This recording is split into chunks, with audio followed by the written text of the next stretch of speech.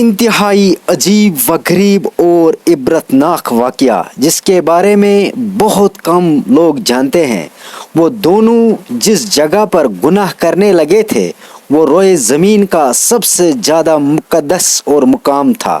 جیسے انہوں نے گناہ کیا اس وقت ان کے جسم پتھر ہونے لگے، ان کے روحیں قبض کر لی گئی اور گوشت پوست کا جسم پتھر بنتے چلے گئے۔ اس وقت ان کے قریب کوئی بھی نہیں تھا، اس لیے جو کچھ ان پر گزری اس کے بارے میں خود انہی کے سوا کسی کو پتہ نہیں چلا تھا۔ محترم ناظرین السلام علیکم، بسم اللہ الرحمن الرحیم۔ میں ہوں ایاز شوکت اور آپ دیکھ رہے ہیں اسلامک بابا سرکل چینل۔ محترم عزیز ساتھیوں، اگر کوئی پیارا دوست چینل پر نیا آیا ہے تو پلیز چینل کو سبسکرائب کریں تاکہ جو آئندہ آنے والے ویڈیوز ہیں ان کی نوٹیفیکیشن آپ بھائیوں تک پہلے پہنچ سکے اور آپ پہلے ویڈیو کو دیکھ سکیں۔ محترم ناظرین، تو شروع کرتے ہیں آج کا یہ انتہائی عجیب و غریب واقعہ۔ یہ تاریخ کا انتہائی عجیب و غریب اور خوفناک ترین واقعہ تھا۔ دو زندہ انسان جن میں سے ایک مرد تھا اور دوسری عورت تھی، عذاب الہی کے تحت پتھر کے بن گئے تھے۔ کچھ دیر گزر تو ادھر سے کسی کا گزر ہوا، اس نے ان کو دیکھا اور پہچان لیا۔ یہ بھی معلوم ہو گیا کہ انہوں نے اس مقدس و متبرک ترین مقام پر کیسا گھناؤنا کام کیا تھا جس کی فوری طور پر پکڑ ہو گئی تھی۔ لوگوں کے مارے غصے اور دکھ کے انتہائی برا حال ہو گیا تھا۔ ان دونوں پتھر کے بتوں کو نشان عبرت بنانے کے لیے اس زمانے کے اہل علم اور نیک لوگوں نے ان کو اس مقدس مقام سے کچھ دور اسی علاقے میں ایک دوسرے سے کافی لمبے فاصلے پر آمنے سامنے نصب کر دیا۔ اس مقدس مقام پر عبادت کے لیے آنے والوں کے لیے لازم قرار دیا گیا کہ ان دونوں کے بتوں کو جوتے مارتے ہوئے گزرا جائے تاکہ دیکھنے والوں کے ذہنوں میں ان کا کیا ہوا گناہ تازہ رہے اور وہ اس واقعے سے عبرت حاصل کرتے رہے۔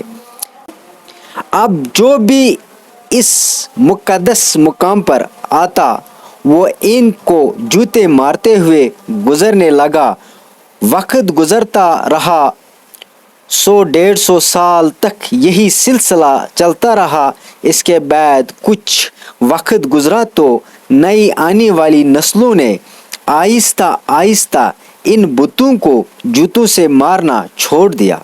شیطان نے ان کے ذہن میں یہ بات ڈالی کہ کیوں نہ کہ یہ عبادت کے حصے نہیں، لہٰذا ان بتوں کو جوتوں سے مارنا ضروری نہیں، بلکہ اس کے بجائے ان کو علامتی طور پر تھپڑ مار کر گزر جائے جس سے ان سے نفرت کا اظہار بھی ہوتا رہے اور ان کے لیے ہوئے گناہ کا خیال بھی لوگوں کے ذہنوں میں موجود رہے گا۔ گزرتے وقت کے ساتھ ساتھ یہ تھپڑ بھی ہلکی سی چپیٹ میں تبدیل ہونے لگی اور پھر بالکل علامتی طور پر آہستہ سے ان بتوں کو چھو کر گزرنے کا سلسلہ شروع ہوا۔ شیطان نے ایک بار پھر وہ ورگلایا۔ اب لوگ ان بتوں کو اس نیت سے چھوتے کہ وہ ان سے نفرت کرتے ہوئے تھپڑ مار رہے ہیں، لیکن ساتھ ہی دعا اپنے حاجات کے لیے دعا بھی مانگتے گئے ہیں۔ شیطان نے ان کے ذہن میں بیٹھا دیا کہ اگر تم ان بتوں کو نفرت سے چھوتے وقت دعا مانگو گے تو تمہاری دعائیں جلدی قبول ہوں گی۔ یہاں شیطان کی شرارتیں دیکھ لیجئے کیسے آہستہ آہستہ ذہنوں کو تبدیل کرتا ہے۔ جب لوگوں کی حاجات پوری ہو جاتی تو شیطان ان کو سمجھاتا کہ یہ حاجات اس وجہ سے پوری ہوئی کہ تم نے بت کو چھو کر دعا کی تھی۔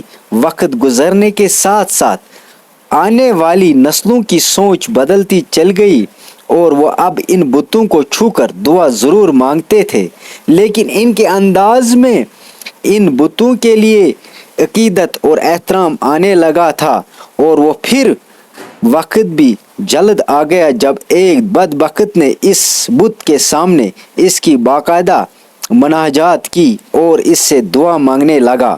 جوتے مارنے سے شروع ہونے والی داستان تھپڑ مارنے، علامتی طور پر چھونے، عقیدت سے چھونے سے ہوتی ہوئی باقاعدہ عبادت تک چلی گئی۔ اب ان دونوں بتوں کو باقاعدہ پوجا کی جانے لگی تھی، ان میں سے منتیں اور مرادیں مانگنے جانے لگی۔ بدی اور بدی کے عبرتناک انجام کی علامت اب دونوں بت خدا بنا لیے گئے تھے۔ ایک وقت آیا کہ ان بتوں کو سجدے کیے جانے لگے، ان کے سامنے قربانی کی جانے لگی اور ان کا شمار بڑے بتوں میں کیا جانے لگا۔ پھر یہ اندھیری رات اور زیادہ گہری ہوتی چلی گئی، یہاں تک کہ ایک دن رشد ہدایت کا ایک سورج طلوع ہوا جس سے وہ پورا کھتا اور چار دانک عالم جگمگائے اٹھے۔ دنیا سے جہالت چھوٹنے لگی۔ ایک عظیم ہستی نے ساری دنیا میں ایک ایسا عظیم انقلاب برپا کر دیا تھا جس نے روز قیامت تک جاری و ساری رہنا تھا۔ ایک دن عرب کا وہ بادشاہ جو غریبوں کی والی اور بے کسوں کا سہارا تھا، فتح بن کر اس مقدس زمین میں آ پہنچا۔ ان کو ایک نگاہ سے بت اور بت پرست ٹوٹ کر بکھرنے لگے۔ لوگ توبہ طائب ہو کر بتوں سے دور ہونے لگے۔ سب کو اپنے سچ خالق و مالک کی پہچان ہونے لگی۔ ہزاروں سال سے یہ پیاسی زمین کرہ ارض ہدایت سے سیراب ہونے لگی۔ زمین و آسمان کی مخلوقات نے حیرت سے اس عظیم الشان انقلاب کا منظر پہلی بار دیکھا تھا۔ ایک دن آپ صلی اللہ علیہ وسلم نے اپنے سب سے پیارے ساتھی علی المرتضیٰ رضی اللہ تعالی عنہ کے ساتھ خانہ خدا میں داخل ہوئے۔ سب لات منات کے بت توڑے جانے لگے، بتوں کے ٹکڑے ہو رہے تھے اور ان کو پوجنے والے جو اپنے سچے رب کو پہچانے چکے تھے دیکھ کر اپنے سابقہ گمراہی پر پچھتا رہے تھے۔ آپ صلی اللہ علیہ وسلم بتوں کو ریزہ کر رہے تھے اور ساتھ ہی ساتھ یہ آیات بھی دہراتے جا رہے تھے کہ حق آیا اور باطل مٹ گیا، بے شک باطل مٹنے کے لیے ہی ہوتا ہے۔ اس کے بعد آپ صلی اللہ علیہ وسلم نے ان انسانی بتوں کو جانب متوجہ ہوئے جنہیں کہیں 100 سال پہلے ایک گناہ کی پکڑ میں پتھر کا بنا کر نمونہ عبرت بنا دیا گیا تھا۔ مرد کا بت صفا کے مقام پر نصب تھا اور عورت کا بت مردہ مروہ کے مقام پر۔ آپ صلی اللہ علیہ وسلم نے ان کو بھی ٹکڑے کر کے اٹھا کر خانہ خدا کی حدود سے باہر پھینک دیا۔